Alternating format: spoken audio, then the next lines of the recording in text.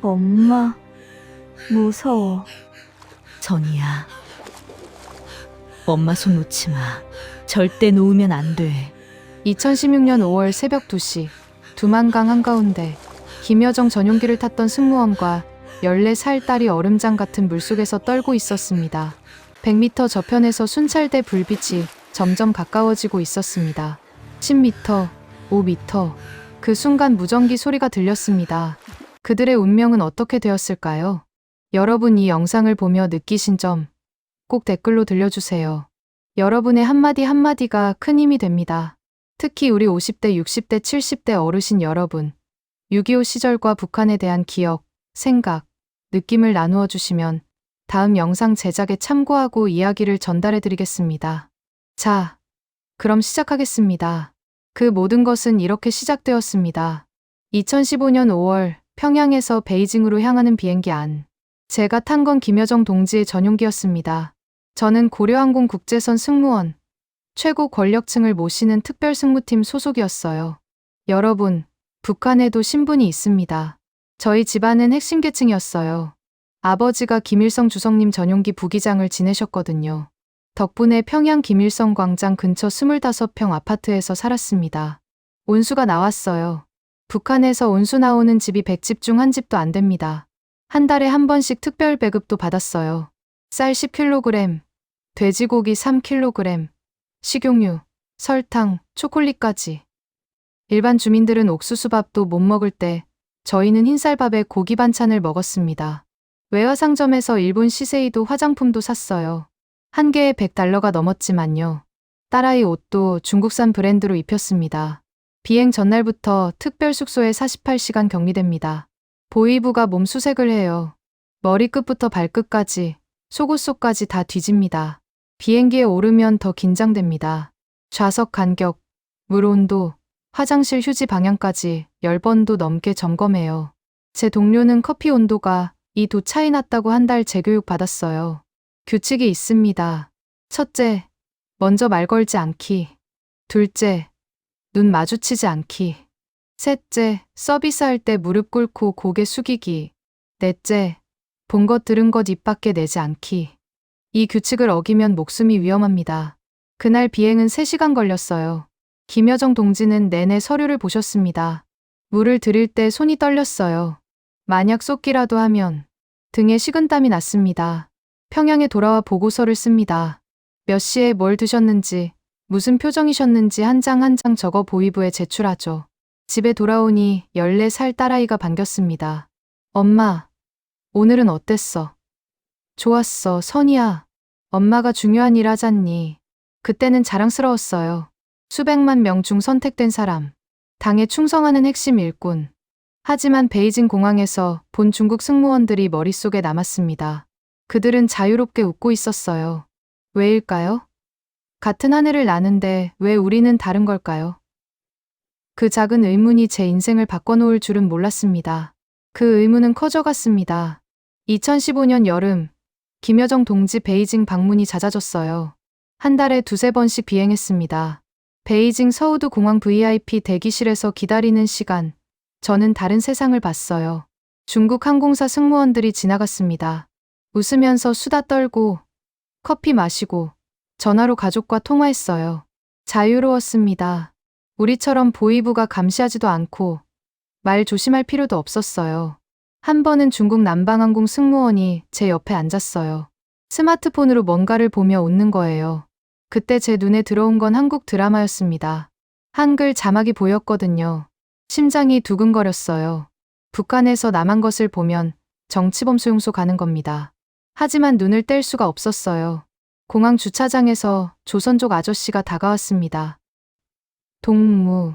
주위를 둘러보더니 작은 USB를 제 손에 쥐어줬어요. 이거 보면 눈이 열릴 거요. 그리고 사라졌죠. 숙소에서 USB를 펼쳤을 때 불덩이처럼 뜨거웠습니다. 보면 안 된다는 걸 알았어요. 하지만 밤에 동료들 잠든 후 노트북을 켰습니다. 손이 떨렸어요. USB 안에는 한국 드라마, 뉴스, 다큐멘터리가 있었습니다. 첫 영상은 서울 명동거리. 수많은 사람들이 자유롭게 걷고 상점마다 물건이 넘쳤어요. 누구도 굶주린 표정이 없었습니다. 이게 진짜야? 남조선은 가난하다고 배웠는데 평생 배운 것들이 흔들렸어요. 여러분도 아시다시피 우리는 어릴 때부터 남한은 지옥이라고 배웠습니다. 국민들이 굶어 죽고 거지가 넘친다고요. 그런데 영상 속 남한은 달랐어요. 사람들은 풍족하고 자유롭고 행복해 보였습니다. 평양에 돌아와 딸을 불렀어요. 선이야, 엄마가 보여줄 게 있어. 딸이 USB를 보더니 물었어요. 엄마, 위험한 거 아니야? 그래, 위험해. 하지만 너도 알아야 할 것 같아서. 함께 영상을 봤습니다. 딸의 눈빛이 변했어요. 엄마, 저 아이들은 왜 저렇게 행복해 보여? 저는 대답할 수 없었습니다. 그날 밤부터 머릿속이 복잡해졌어요. 20년 쌓아온 충성심과 본 현실이 부딪혔습니다. 잠을 이룰 수 없었어요. 같은 하늘을 나는데 왜 이렇게 다를까요? 같은 민족인데 왜 우리는 이렇게 살아야 하나요? 그 여름 매일 밤 USB를 봤습니다. 두려웠지만 멈출 수 없었어요. 점점 확신이 들었습니다. 우리가 잘못 살고 있구나.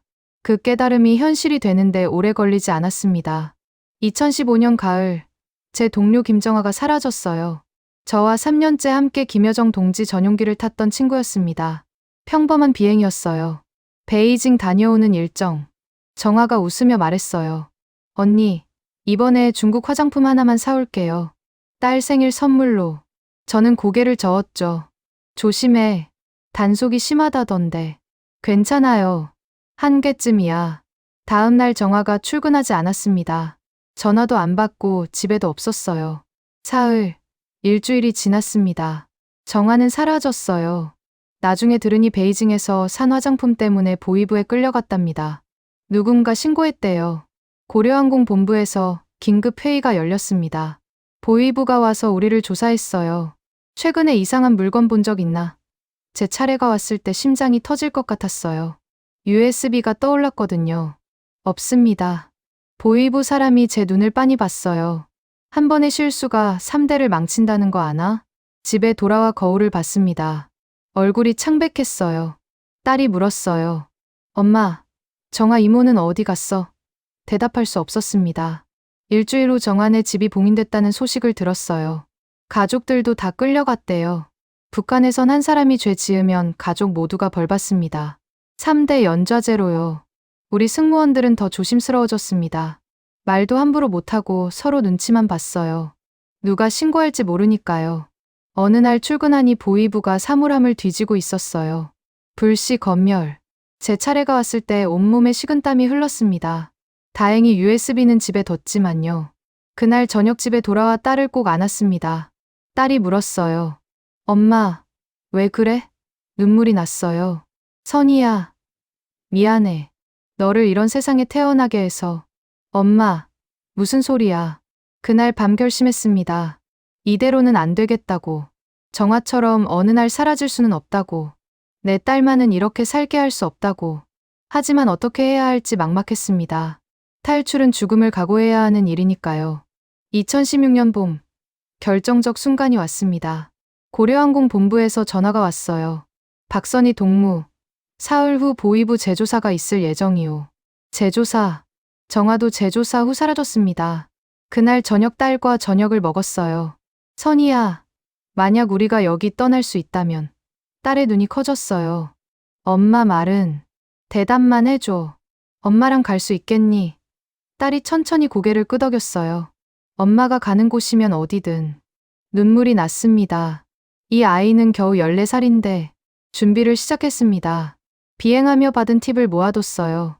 달러, 유로, 위안화, 환전해서 $5,000 정도 됐습니다. 베이징 비행 때 만난 조선족 브로커를 떠올렸어요. 작년에 명함을 준 사람. 혹시 도움 필요하면 연락하시오.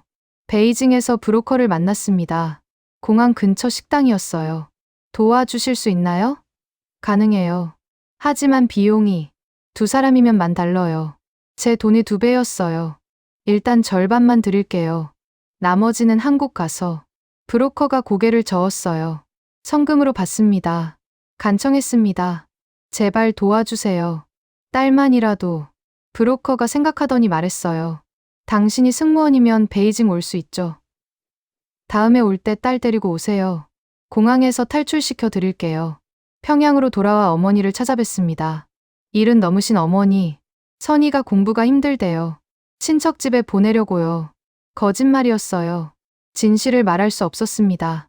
그래, 손녀 힘들면 쉬어야지. 어머니가 제 손을 잡으셨어요. 그 따뜻한 손. 엄마, 미안해요. 아버지 묘소에도 다녀왔습니다. 아버지, 선희를 부탁해요. 이 아이만은 자유롭게 살게 해주고 싶어요. 바람이 불었습니다. 아버지의 대답 같았어요. 집에서 짐을 쌌습니다. 작은 가방에 옷 몇 벌, 돈, 가족 사진 한 장. 5명이 함께 웃는 사진. 이것만은 꼭 가져가야 했어요. 그런데 계획이 틀어졌습니다. 베이징 노선이 취소됐어요. 김여정 동지 일정 변경 때문에. 어떻게 하죠? 그날 밤 결단했습니다. 육로로 가자. 두만강을 건너자. 더 위험하지만 선택의 여지가 없었습니다. 다음 날 새벽 딸을 깨웠습니다. 선희야, 지금 떠나야 해. 지금요? 베이징은? 베이징은 안 돼. 기차 타고 북쪽으로 가야 해. 평양역으로 가는 길 심장이 미친 듯이 뛰었어요. 우리는 평양발 회령행 기차에 올랐습니다. 기차는 하루 종일 달렸어요. 창밖으로 평양이 멀어졌습니다. 제가 평생 살았던 도시. 다시는 못 볼지도 몰라요. 눈물이 났습니다. 딸이 제 손을 꼭 잡았어요. 엄마, 괜찮아. 우리 함께잖아. 회령 도착 후 장마당에서 브로커를 찾았습니다. 국경 넘을 사람 있소. 한 아주머니가 다가왔어요. 따라오시오. 작은 집에서 남자를 만났습니다. 중국 가고 싶다고? 네. 저와 딸 둘이요. 1인당 2,000달러. 2,000달러밖에 없어요. 제발. 좋아. 대신 오늘 밤 바로 떠나야 해. 밤 11시. 회령 외곽 산길을 1시간 넘게 걸었습니다. 깜깜했어요. 딸의 손을 꼭 잡았습니다. 새벽 2시쯤 강물 소리가 들렸어요. 두만강이었습니다. 브로커가 속삭였어요. 여기부터 소리 내면 안 돼요. 순찰대 있으니까. 저 불빛이 순찰대 초소예요. 강둑에 섰습니다. 두만강은 100m 정도. 물살이 새 보여. 딸이 제 팔을 붙잡았습니다. 엄마, 무서워. 손 놓지 마. 절대. 강물에 발을 담갔습니다. 얼음장 같았어요. 이를 악물었습니다. 강 한가운데쯤 왔을 때 순찰대 불빛이 우리 쪽으로 움직였어요. 멈춰. 차가운 물속에서 얼어붙었습니다. 심장 소리만 쿵쿵. 불빛이 가까워졌어요. 10m, 5m. 딸이 떨고 있었습니다. 저는 딸을 제 가슴에 안았어요. 제발. 그때 순찰대 무전기 소리. 불빛이 다른 쪽으로 돌아갔습니다. 지금. 우리는 죽으림으로 움직였어요. 남은 50m를 건넜습니다. 물이 목까지 찼어요. 드디어 반대편 강둑. 중국 땅이었습니다. 주저앉았어요. 해냈어. 선희야. 둘 다 울었습니다. 옷이 흠뻑 젖었지만 웃고 있었어요. 중국에 발을 디딘 순간부터 우리는 도망자였습니다. 브로커가 데려간 곳은 단둥 외곽 조선족 집. 한 칸짜리 방에 들어갔어요. 밖에 절대 나가면 안 돼요. 공안이 탈북자 단속해요. 들키면 북송이에요. 북송. 북한으로 돌아가면 정치범 수용소 갑니다. 첫날 밤 좁은 방에 누웠어요. 습하고 곰팡이 냄새가 났지만 불평할 수 없었습니다. 엄마, 우리 언제까지 여기 있어? 한국 가는 방법 찾을 때까지. 다음 날 집주인이 말했어요. 하루 숙박비 3만 원. 밥값은 따로. 한 달이면 600만 원. 제 돈은 300만 원. 2달이면 바닥납니다. 일자리를 구했어요. 단둥 시내 지하 조선족 식당. 설거지였습니다. 하루 10시간. 한 달 월급 50만 원. 김여정 전용기 승무원에서 지하 식당 설거지꾼으로. 하지만 불평 안 했어요. 이건 자유를 위한 대가니까요. 문제는 딸이었어요. 14살 아이가 하루 종일 좁은 방에만 있었습니다. 학교도 못 가고 친구도 없고. 엄마, 나 답답해. 학교 가고 싶어. 할머니 보고 싶어. 가슴이 찢어졌어요. 선희야, 조금만 참자. 곧 한국 갈 거야. 한국 가는 방법을 알아봤어요. 동남아로 가서 한국 대사관 가면 돼요. 비용은 1인당 500만 원. 그 돈을 모으려면 한참 걸립니다. 어느 날 식당에 한국 선교사님이 오셨어요. 일이 끝나고 다가갔습니다. 도와주실 수 있나요? 제 이야기를 했어요. 김여정 전용기. 탈출. 딸. 선교사님이 고개를 끄덕이셨어요. 돕겠습니다. 빠르면 2달. 딸에게 말했습니다. 선이야, 곧 한국 갈 수 있을 것 같아. 딸의 얼굴이 밝아졌어요. 7월 어느 날 공안 단속이 나왔어요. 저는 화장실에 숨었습니다. 심장이 터질 것 같았어요. 공안들이 주방에 들어왔습니다. 한참 후 나갔어요. 그날 식당 창고에서 밤을 샜습니다. 그렇게 석 달이 지났습니다. 매일이 불안했고 두려웠어요. 하지만 희망을 놓지 않았습니다. 9월, 선교사님에게서 연락이 왔어요. 준비됐습니다. 다음 주 출발해요. 2016년 9월 15일 새벽, 단둥을 떠났습니다. 선교사님이 마련한 차를 타고 남쪽으로. 목적지는 쿤밍. 거기서 비행기로 라오스 간다는 계획이었어요. 차에는 다른 탈북자 3명도 있었습니다. 서로 말없이 창밖만 봤어요. 이틀 동안 차를 탔습니다. 중국은 넓었어요. 쿤밍 도착은 밤이었어요. 다음 날 가짜 여권을 받았습니다. 중국 여권. 제 사진이지만 이름은 왕메이. 이거로 비행기 탈 수 있나요? 네, 자연스럽게 행동하세요. 떨면 안 돼요. 공항 보안 검색 때 통과할 때 보안요원이 뭔가 물었어요. 중국어.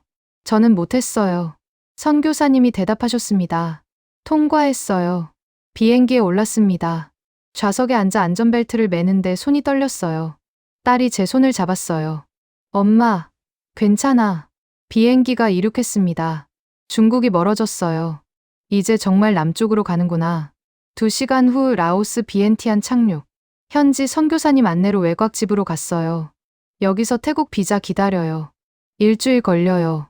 일주일 후 버스로 태국 국경으로 향했습니다. 메콩강 다리를 건너 태국에 들어갔어요. 태국 국경에서 일부러 체포됐습니다. 불법 입국자로. 계획이었어요. 이민국 수용소로 보내지면 한국 대사관에 연락할 수 있다고 했거든요. 수용소는 열악했어요. 좁은 방에 수십 명. 화장실도 형편없고 음식도 나빴습니다. 2주일 지났을 때 딸이 고열에 시달렸어요. 약도 없었어요. 간수에게 애원했습니다. 병원에 데려가 주세요. 고개를 저었어요. 그날 밤 딸을 안고 울었습니다. 선이야, 조금만 더. 사흘 후 한국 대사관 연락이 왔어요. 우리를 데리러 온다고. 수용소 밖으로 나왔습니다. 태극기가 붙은 차가 기다리고 있었어요. 눈물이 났습니다. 방콕 한국 대사관에서 일주일 보냈어요. 조사받고 서류 작성하고 건강검진. 딸도 치료받았습니다. 11월 3일, 방콕에서 인천행 비행기에 올랐어요. 대한항공. 승무원들이 한국말로 인사했습니다. 안녕하세요. 반가웠어요. 우리는 집으로 가고 있었습니다. 2016년 11월 3일 밤. 인천공항 착륙. 바퀴가 땅에 닿는 순간 딸과 손을 꼭 잡았어요. 선이야. 도착했어. 공항에서 통일부 직원들이 기다렸어요. 환영합니다. 무릎이 꺾였습니다. 정말 자유를 얻었구나. 아이러니했어요. 저는 승무원이었습니다. 인천공항에 여러 번 왔었죠. 김여정 동지 모시고. 그땐 VIP 통로였는데 지금은 탈북자로 들어오고 있었어요. 임시 숙소로 갔습니다. 온수가 나왔어요. 샤워했습니다. 따뜻한 물에 울음이 터졌어요. 이번엔 자유로운 물이었습니다.